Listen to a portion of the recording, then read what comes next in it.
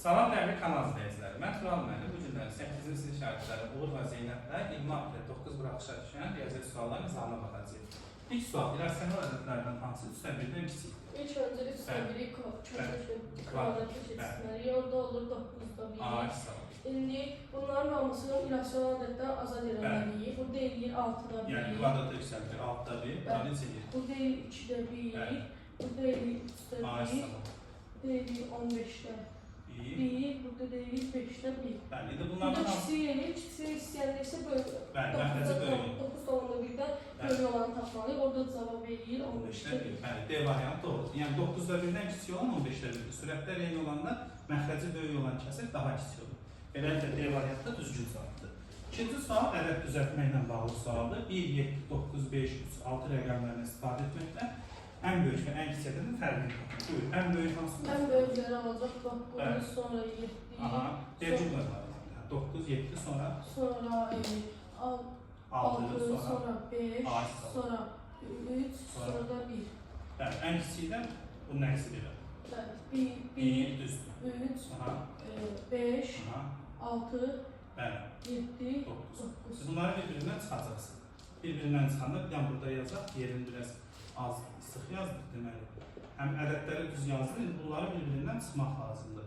Bunları da bir-birindən çıxar. Hansı olacaq cavabı? 11-dən 9. Burada 11-dən 9 çıxır, qalır 2. Burada 1 yadda qalır, 5. 11-dən çıxırıq 6-nı, orada qalır 9. 8. Tələsinə yazalım. 8. Sonra 5-dən 5 çıxanda. 5-dən 5 çıxanda qalır 0, burada qalır 4, burada da qalır 8. Bəli, 840, 852 cavabı doğrudur. Və nəhayət üçüncü sual kökdən azad eləməkdir. Bu ədədləri kökə çevirməliyik. 0,25 eləyəcək. Kökə çevirəndə eləyəcək 0,5. Kökdən alır. Bəli, 16-dan kök nə çıxır? 16-dan kök 4 çıxır. 0,36-dan çıxır kök 0,6. Bunlar da bir-birinə vuranda 1,2. Tamamilə doğru. Deməli, hər birini kökdən azad elədik. 0,25-dən 0,5, 16-dan kök 4, 0,6-dan 0,6 çıxır. Bir-birinə vuranda 1,2 olur. Növbəti 3 sualı isə deməli izah edəcək Zeynəb. Buyur, siz Zeynəb.